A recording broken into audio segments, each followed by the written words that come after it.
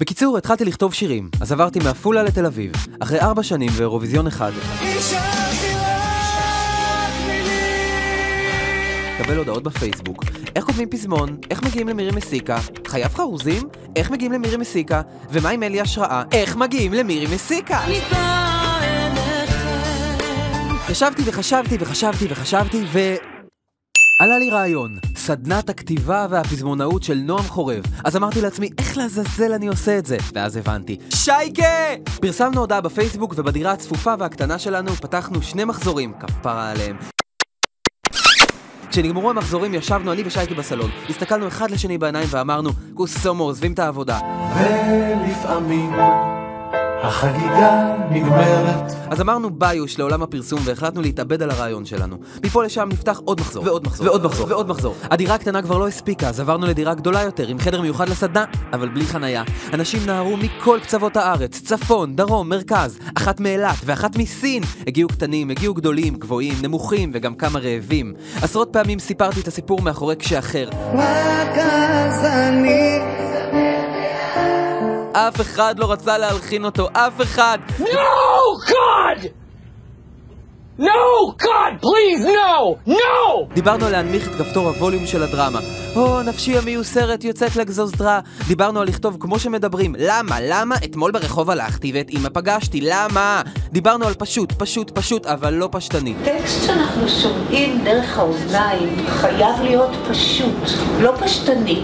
דיברנו על פזמונאים שחייבים להכיר, דיברנו על השראה. תגידו, דיברנו. זה עוגן טקסטואלי? כתבנו שירים ב-20 מילים. אין, יוצא לי 23. כתבנו שיר מכתב. כתבנו שיר עם המילים סטטיסטיקה, דימונה, אפרסמון, סגול, בזיליקום, חומוס, צ'יפ, סלט. התבוננו בדמות וכתבנו עליה שיר. רגע, היא שחקנית? מה הפייסבוק שלה? כתבנו מילים חדשות על לחן קיים. עם צלי בקר שמתבשל, אני חושב עלייך.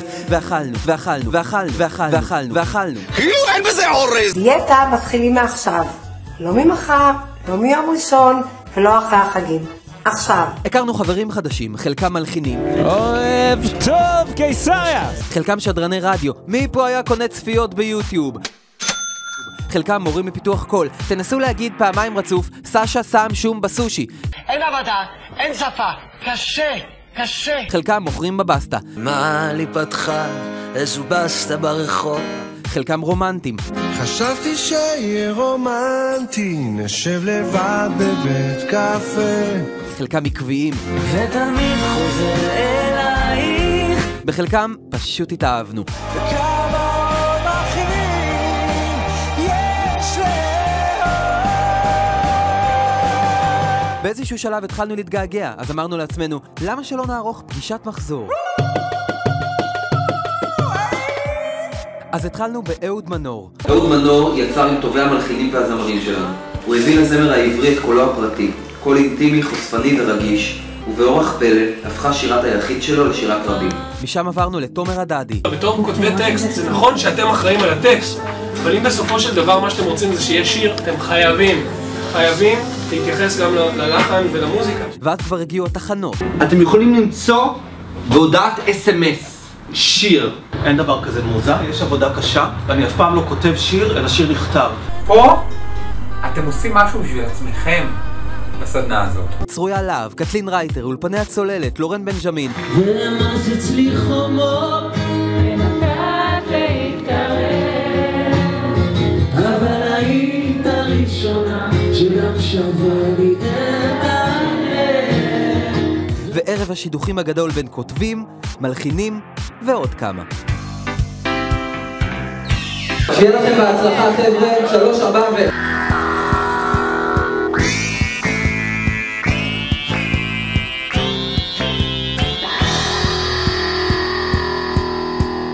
ויאללה, תעשו שירים טובים.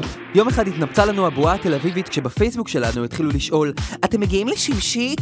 אני גר ביער ביריה, יש סיכוי שהסדנה תגיע לשם? תגידו, הסדנה מגיעה למאחז מעלה רחבעם? אז העמסנו את המילים שלנו והגענו לחיפה ולבנימינה. בדרך החלטנו שלא רק לנו מגיע ליהנות מהקסם הזה. יא צ'ארמר, יא קסם, יא יפה, יא אב מקסים. אז לקחנו כמה בוגרים והגענו לבתי אבות.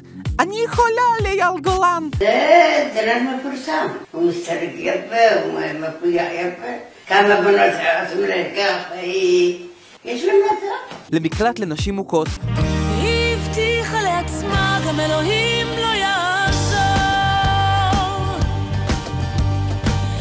כלום כבר לא ישבור אותי, כלום כבר לא ישבור. ולעוד מקומות שפתחו לנו את הלב. תוך כדי הספקתי לכתוב עוד כמה שירים. וכבר כמה חודשים אתה קשה לה כמו אבן. והמסע מהפנט שלנו נמשך.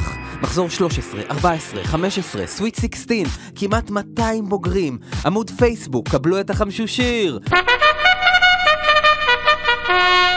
פרויקטים מהעולם האמיתי, בוגרים שכבר הוציאו שירים לרדיו. ורק הנשימות הארוכות שלך. וממש עכשיו, בלילה הלבן שלנו, אחרי שחשבנו, כתבנו, מחקנו, הלחנו, הקלטנו, אכלנו, טרפנו, שאלנו, ענינו, ניגענו, גילינו, הכרנו, נגענו, זה הזמן לעצור. להגיד תודה לכל אחד ואחת מכם שנכנסתם לנו לחיים, שריגשתם אותנו, שהתגרתם אותנו, שעשיתם אותנו גאים. קחו נשימה עמוקה, תתרווחו בכיסאות, תשענו אחורה ותסתכלו סביבכם. תראו מה בנינו. אנחנו גאים לפתוח את לילה לבן 2013. הגיטרות מכוונות, האפרונות מחודדים, הפחממות כבר מחכות לכם, ורק שאלה אחת נשארה. איך מגיעים למירי מסיקה?